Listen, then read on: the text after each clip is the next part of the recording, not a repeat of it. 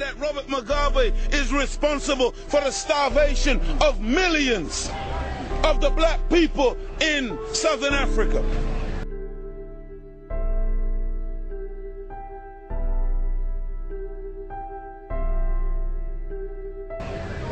He says that this regime of Robert Mugabe is characterized by intimidation and violence.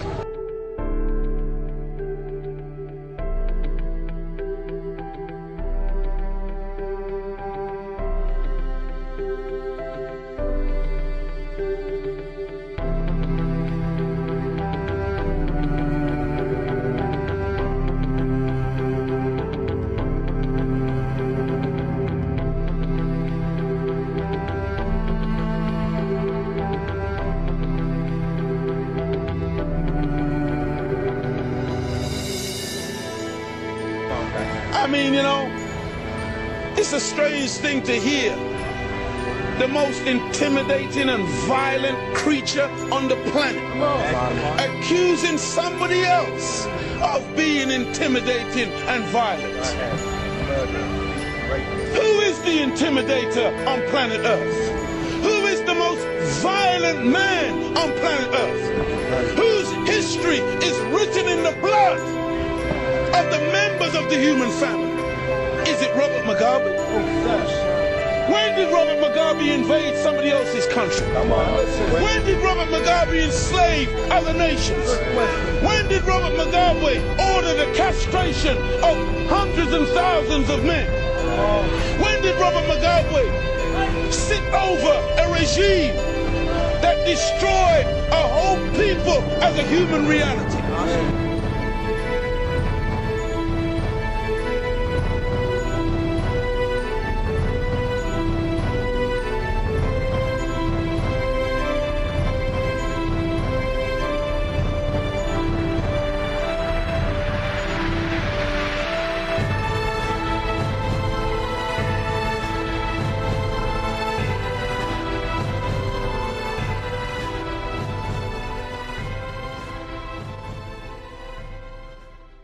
The Conservative Party was defeated, and in came Blair and his lot. And these said to us very clearly, very blatantly, they were not in a position to inherit colonial responsibility. What Labour had promised, what the Conservatives said promised, was a matter for the Conservatives. They were a Labour Party with its own policies.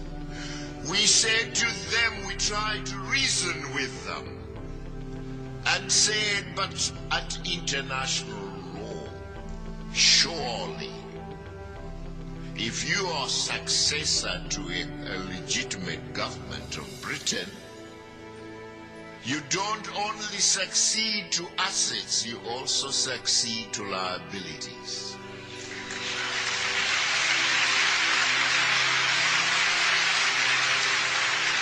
That is international law. And what were the promises and undertakings to us by the Conservative Party and Conservative government should certainly be respected by you. In broad daylight, they said they would not do that. They would not, therefore, fund the land reform program and pay compensation, or help us to pay compensation for land to be acquired by our government for purposes of resettling our people. Then we say to us, we were deadlocked on this matter at Lancaster House for 10 days. The negotiations altogether took 3 months, from October to December 1979. If the principle we stood by and we affirmed in 1979, that when your ancestors seized our land, they did not pay compensation, and so we shall take the land and pay no compensation. We have now amended the Constitution to enable government to take the land without compensation. Without compensation, unless Britain makes funds available. If they make funds available, well and good, we will give their sons and daughters that money. If they don't, we can't tax our own people.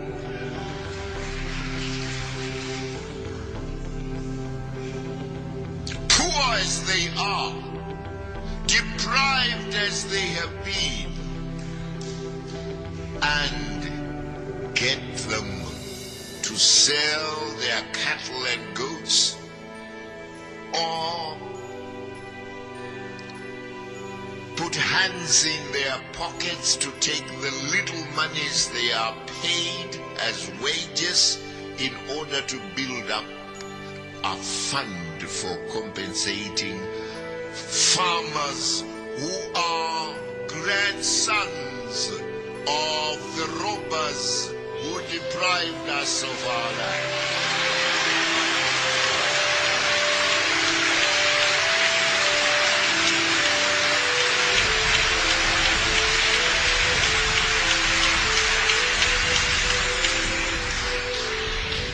That is now the position, and of the 12 million hectares that the farmers have, we said we needed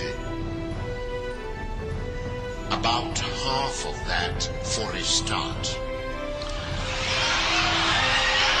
Even then, you will say, of course, you will say take all of it.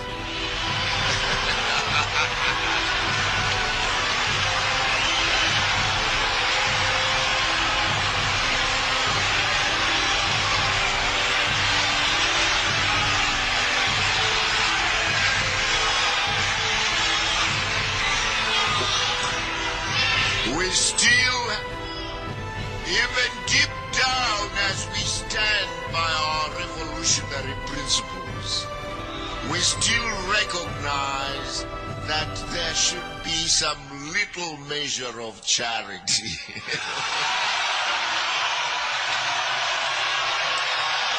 No. Well, I will take your message back home.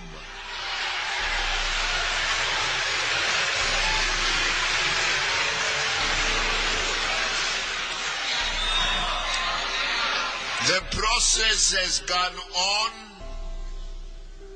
and to date, some 7 million hectares of the 12 million have been acquired and are being apportioned as I'm talking now, and people getting resettled.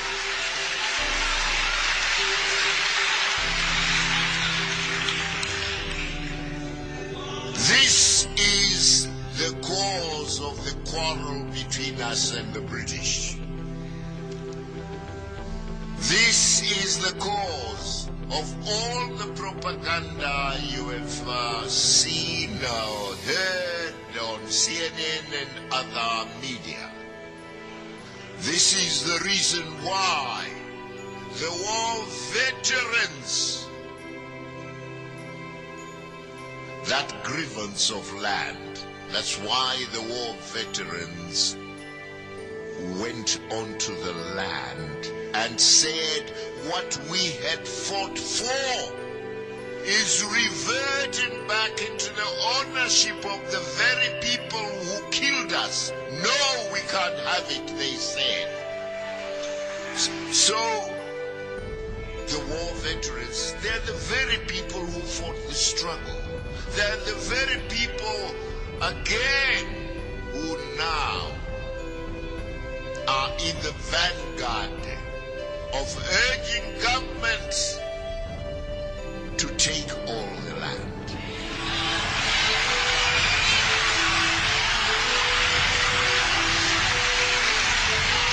We know in some quarters they have been described as unlawful persons, as criminals, and like that. No, they're not that at all.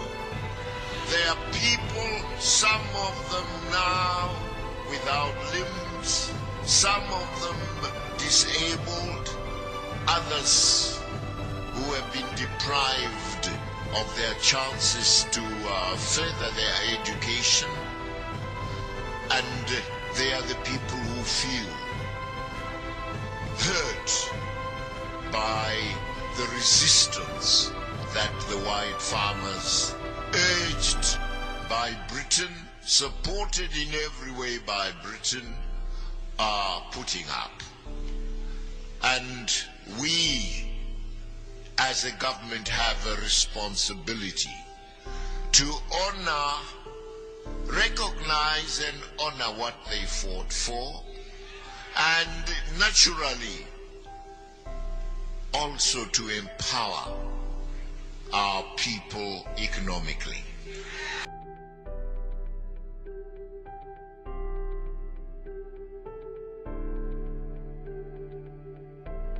Wait, before I go any further, Robert Mugabe, I love him. That's right, Black. That's my brother. That's right. I love him. Tage. And I ain't talking no rhetoric. That's my brother. He's a black man standing up That's right. for the legitimate aspirations and rights of his people.